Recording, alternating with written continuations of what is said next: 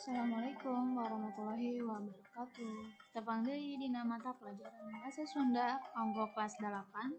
Materi nu ayeuna nyaeta ngeunaan sisindiran.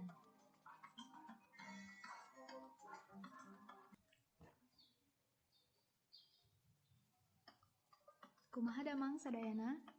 Tepang deui dina mata pelajaran Basa Sunda. Satacan ngawitan kana materi, Ibu bade ngimutan. Teu bosen-bosen?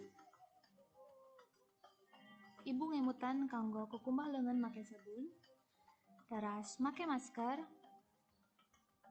jaga jarak, sareng ulah ririungan atawa berkerumun. Aya nu tos apal naon ari sisindiran? Supados teu panasaran, hayu urang tinggal heula videona.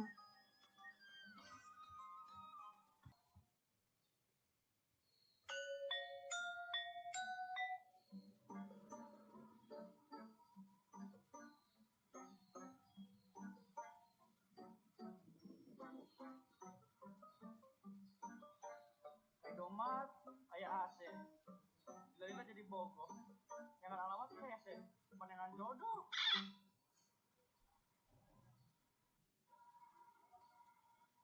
Pak. Pak,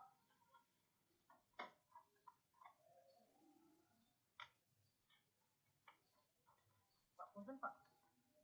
Bari harus Pak. Ari desa Cikanoa di mananya Pak? Aya jalma mani polos. Ayeuna eta tos makan. Lamun maneh bade naros, sikep maneh kudu sopan. Hampura. Sok tadi bade naros mah. Iya Pak, ari desa Cikanoa. Di mananya Pak? Cikanoa. Tenang ya. Apa bener terang? Pun terang. Tapi terang Pak. Jadi ya, Bapak harap yang main perapatan, Bapak berkiri. Nah, amun aya alfamat, tadi Bapak pas saya di Cikanoa. Oh, yang pas satu. Ya. Hati-hati Pak, hati-hati.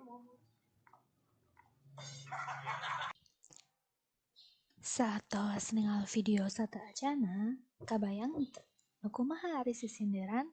Supados langkung paham, hayu urang baca teks sisindiran salajengna. Ieu aya contoh-contoh sisindiran. Anu kahiji, kuring mah ngarecah tutut, itu mah nutuan ketan. Kuring mah sapedah butut, itu mah nyetiran sedan. Contoh anu kedua, sapanjang jalan soreang, moal weleh di aspalan. Sapanjang tacan kosorang, moal weleh di akalan. Contoh anu katilu, sawah ngemplang di tanduran, kahuma ngalajarami. Ulah renggang duduluran, dasarna silaturahmi. Contoh anu kaopat, mencit meri dina rakit, boboko wadah bakatul. Lain nyeri ku panyakit, kabogoh direbut batur. Mangga tinggal heula di dieu, tina bentukna, tina tulisanana, aya nu ku ibu dicirian nganggo warna. Kinten-kinten naon nya bedana di antara opat contoh sindiran anu ieu? Barudak, ayeuna urang lajengkeun kana materi wangunan atawa definisi tina sisindiran jeung wangun sisindiran. Anu kahiji wangunan atau pengertian sisindiran. Sisindiran teh asalna tina kecap sindir, hartina omongan atawa caritaan anu dibalibirkeun atawa henteu togmol.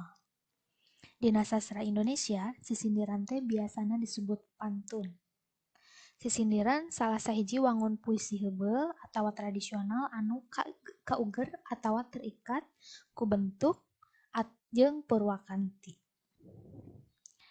Sisindiran diwangun ku bagian cangkang atau dina basa Indonesia disebut sampiran jeung bagian eusi. Di dieu contona aya contoh sisindiran anu opat jajar, jajaran kahiji jeung jajaran kadua disebutna ieu cangkang. Jajaran katilu jeung jajaran kaopat disebutna eusi. Nah aya cangkang jeung aya eusi. Biasana dina cangkang sok malapah gedang heula atawa sok disebut basa-basi heula saacan urang nyebutkeun kana inti. Tadi disebutkeun yen sisindiran teh hartina kekecapanana teh henteu togmol, ari artina henteu togmol teh henteu to the point, henteu langsung kana eusina. Jadi aya basa-basi heula dina cangkang, terus aya eusi. Tah dina eusi eta anu bade didugikeun. Di dieu eusina teh cenah lain nyeri ku panyakit tapi kabogoh direbut batur. Jadi samemeh nyaritakeun nyeri ku panyakit tapi kabogoh direbut batur teh diceritakeun heula basa-basina heula dina bagian cangkang. Tah, ditingali tina wangun atau bentuk nama, sisindiran teh kabagi jadi 3.